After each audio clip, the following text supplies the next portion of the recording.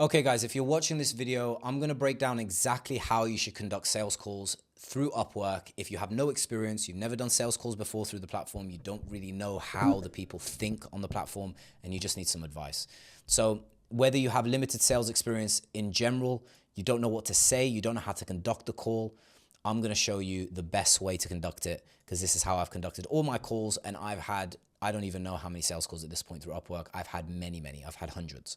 And one thing I will tell you is you will get better from reps. If you're watching this, I presume you're completely new to it, and I know you want to be an expert overnight, but I promise you, you get better and better over time, and it's a very, very, very good skill to have, so it's worth developing this. This is going to be a skill that helps you in other areas, whether you get clients through Upwork or email marketing or YouTube or Instagram or Google.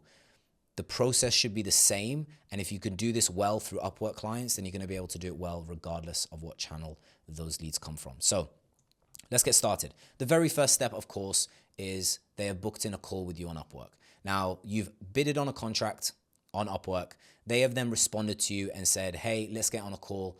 And then, or they've responded to you asking a few questions. You have then asked them to get on a call, and you've scheduled something in. So that's obviously the first step. Now, when you get on a call, before we talk about, setting the tone, you want to at least look like the part, right? Have a good camera, have a good microphone, look sharp, shave before you go on the call, have a haircut. If you go in and you look scruffy and you have really bad camera quality and a bad background, I assure you it will make a massive difference to your close rate. And I know this for various reasons. I have a sales team of 6 people right now, and when we've upgraded their setup, we've noticed an increase in close rate. The way you come across on camera, the impression you make, is very important. Think about when you go to an event, somebody who's dressed nicely in a suit is usually more respected than somebody who's dressed in a tracksuit. It just is that way. And it's the same with sales calls, even if it's digital. So now that you're on the call with them, the first thing you're going to do is small talk, right? That lasts about 60 seconds. Hey, thank you for taking the time. Where are you calling from? Oh, the United States. Cool. You get really good weather in California. We don't get great weather here in England. Anything, just a bit of small talk, break the ice. You're not going to start off immediately just saying, tell me about the project. You need to loosen them up, because you want them to be in a good mood. You want to be in a good mood. It makes the call a lot easier. You don't want there to be tension and awkwardness. So have a bit of good small talk, laugh, smile, let them see your teeth, very important. That shouldn't last more than 60 seconds. And then you want to set the tone of the call. Now, what this basically means, and I always say the exact same thing. So just so you know, the way I like to conduct these calls, I like to start off by learning a little bit more about yourself, the contract details, a little bit about your business, what you're looking to achieve. And then I'll tell you about myself and what I've done in the past, and we'll see if we're a good fit. Now, that's what I say. Obviously, in your case, you don't need to say, I'll tell you about my past, but you can say, I'll tell you a little bit about myself, and we'll see if we're a good fit. This sets the tone for the entire call. Now they know, okay, cool. So we're going to start off talking about me, then you're going to tell me about you, and then we're going to talk about the project, okay? I've never had anybody have a problem with this, and I say this at the start of every single sales call I've ever had, whether it's through Upwork, Facebook ads, YouTube. It's a really good way to set the tone. Now, this then leads you onto the discovery. Now, this is all about asking them questions. And if you ask the right questions, what's going to happen is you're going to build authority, because the person is going to think, okay, well, this person's asking the right questions. They're pretty competent. They understand the situation. So you want to ask the right questions to build authority. And when you ask the right questions, you want to be able to challenge and make suggestions to display yourself as the expert. You don't need experience for this. You don't need to have worked with hundreds of clients to be able to do this. What this basically means is, in my case, I offer Facebook ads management as a service through Upwork. So I get on calls with them, and then I say, tell me about your business. They say, okay, well, we've ran ads for the past 2 months on Facebook, and we haven't had any good performance. And then I'll say, okay, cool, that makes sense. I mean, over the past 2 months, how much ad spend have you allocated to Facebook? They'll say $3,000. But okay, cool. And how many creatives did you test? We tested 6. And did you run an ABO campaign or a CBO campaign? ABO campaign. Okay, cool. Could I see some of the creatives that you were running in the 2 months? Because it could be an ad creative issue. Maybe your creatives weren't performing. All I'm doing is asking questions, and it's gaining me authority, because they think, okay, well, this person understands. He's bringing up ABO, CBO. He's talking about the ad creative strategy. He's asking about the ad spend. Like, these are the right questions to understand their situation. So even if you don't have experience in your niche, you need to know a little something. Otherwise, how are you offering the service? You need to be able to ask the right questions to get the right info. on top of building authority and challenging them, I'm also getting more information. You know, they're telling me more.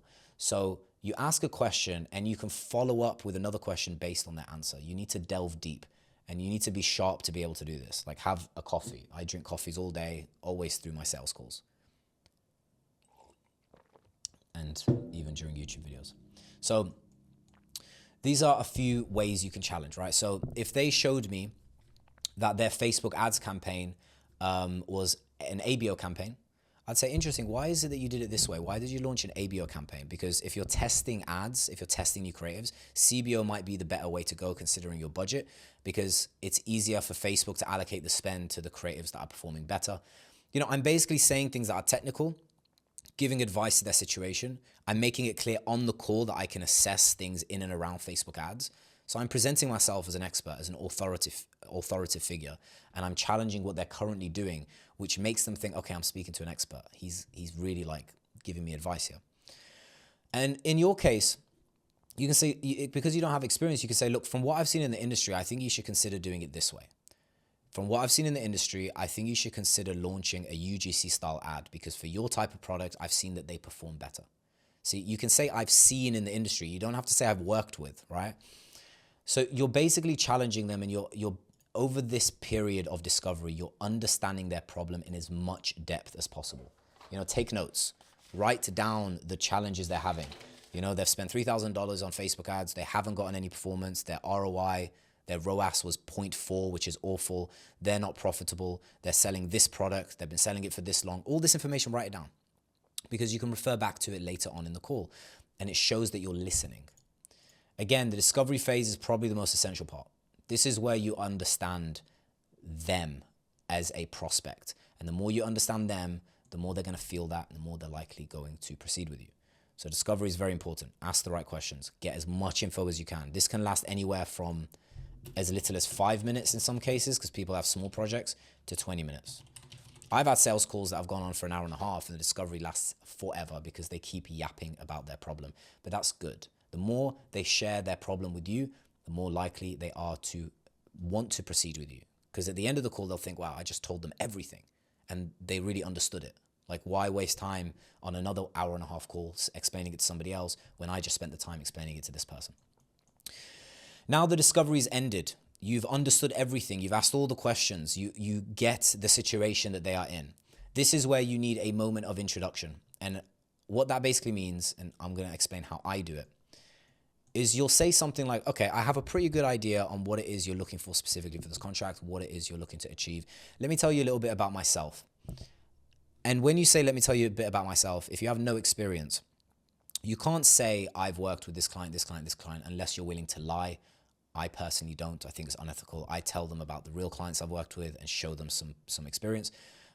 But if you're like me and you're not willing to lie, saying, let me tell you a little bit about myself could simply be the story of how you ended up in your niche. So, for example, if you're in the cybersecurity space or IT consulting space, you can say, let me tell you a little bit about myself. So I graduated from the University of Manchester studying IT consulting. And during those 3 years, I worked on various different projects. When I graduated, I worked a 9 to 5 in this space. But I knew that my real passion was working in IT consultant. I love working with clients and supporting them with any issues they're having in and around IT or cybersecurity. I love working on multiple different projects in different niches in the space. And that's sort of how I ended up in this space. That's why I offer this service as a freelancer / agency owner. And this is why I say, and is moving on to the next part. You're going to summarize this part by saying, and based on what you've told me, I'm very confident that I can deliver your project in about 2 to 3 weeks. Based on what you said, I already have an idea on how I would execute it, and that would include step 1, step 2, step 3. This is where you list out, based on their project, how you envision you can complete it. So you've basically given a little touch on your background. In this case, you don't have experience, so you're just going to say the story of how you ended up offering that service. Everybody has a story, even yourself. And if you don't know what that is, you need to sit down with a pen and paper and really brainstorm, because everybody has a story in how they got into that space. So make it a compelling story, and then end that section by just saying and applying it to them. Based on what you've told me, I'm very confident I can deliver your project in about 2 to 3 weeks. And this is how I envision doing it. Step 1, step 2, step 3. So could you tell me a little bit more about the budget and price range that you had in mind to complete this project? Get them to start talking about the price. Don't start off by saying, this is what I charge. Say, could you tell me a little bit more about the budget? Most people will start telling you their budget for this. Some people might say, well, how much do you charge for this?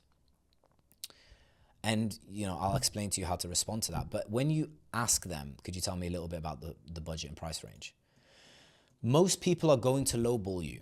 Whether you get leads through Upwork, through Facebook, through YouTube, through Instagram, unless you've got a massive organic following, most people are going to try and lowball you. They're going to say something like, I was looking to complete this project for $1,000, even though that's ridiculous. There are some projects that shouldn't be anywhere less than $5,000, but they'll try and close you for $1,000. And you need to, at this point, be respectful and be good at negotiating. So if they said, Ali, I'm looking to do this project for $1,000.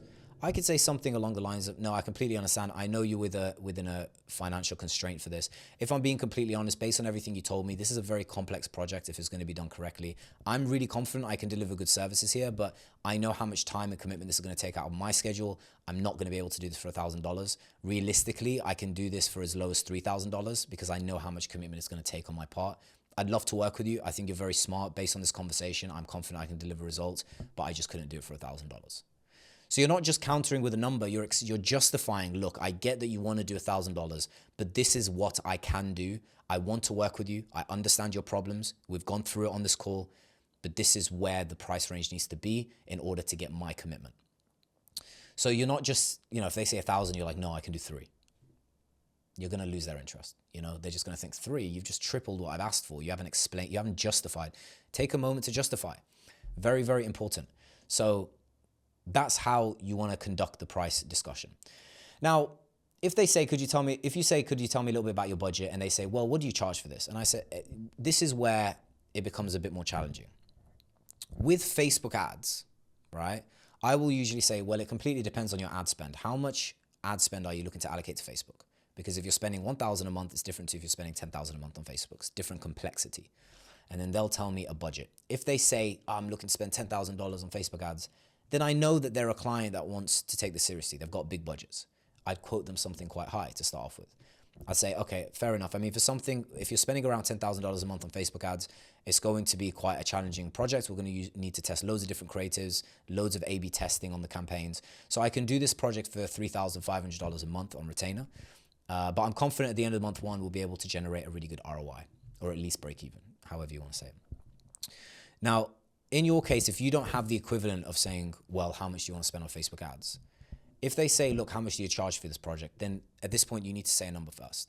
And the way you say a number first is you say, look, based on everything you've told me, I think I can complete this project pretty well in about 3 to 4 weeks. I'm confident I'm able to deliver this to a good standard. And I know a lot of people out there you'll speak to will probably be able to do it less, but I know I'm going to be able to do it to a much better degree because you'll have my full commitment. So for a project like this, I can do it anywhere between 4,250 to 4,500. I don't know, something like that. You quote a price. And you want to quote, if you're going to say the number first, start high because they're going to counter offer.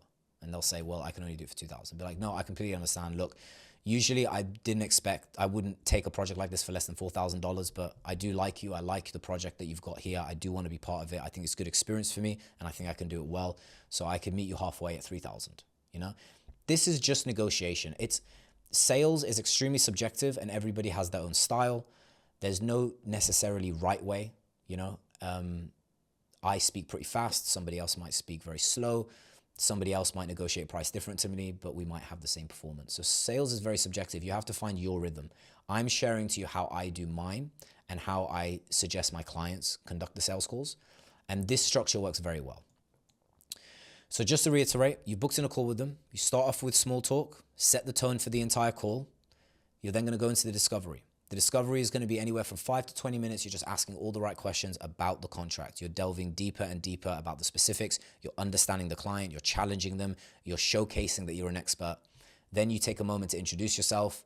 You tell them a little bit about the story of how you got there. You don't need experience. And based on what they've told you, you tell them how long it will take for you to deliver, and then ask them about their budget and negotiate. This is how the call should go. And if they ask you about your experience, say, have you ever worked with a client in this space? You can be honest. Be like, have you ever worked with a client that needs cybersecurity specifically around architecture support? But like, I've never worked with a client specifically in around architecture, but from my experience in, or from what I've seen in the industry and everything I've learned in my time from cybersecurity, I'm very confident I can deliver you good results in and around this. I completely understand the problem you're having. I completely understand what you're trying to do. I'm very confident I can do this, even though I haven't specifically worked on a contract in the architecture space. You could be honest, you know. People tend to actually end up buying from the person that's more authentic than the person who's just saying the right things, you know, like robotic sales. Just be authentic, be yourself, be confident, and it's going to take reps. This is not, you're not going to get amazing at this just after watching this one call. You're going to get amazing at this by doing loads of calls. I've had, I don't even know how many thousands of sales calls at this point through Upwork, through Facebook, through YouTube. I've taken many myself. I've trained a sales team. I have a sales team of 6 people. And this is the structure I always use regardless of what the offer is. It's the best way to do it. For those who don't know who I am, what I do, I run an agency called upmatch.io. We basically support clients on Upwork. We do the bidding for them. We do the outreach for them. And we also support them with optimizing their profile. We support them with the sales calls, how to conduct it, how to follow up with the leads and close them. We basically are a full done-for-you service, and we get you clients through Upwork. That's what upmatch.io does. And that's why I'm making these videos, to help people on Upwork, because I've serviced over 200 clients for this agency so far. And I've worked with all types of niches, from law to accounting to data analytics to digital marketing. And I see a pattern in what works on Upwork and what doesn't. A big part of that is making sure you conduct the sales calls correctly. So I hope this video was valuable. If you have any questions about anything in this video, just comment it down below. I always take time to respond to you guys. I want to help as many of you guys succeed on Upwork, because Upwork changed my life. So hopefully it can change yours.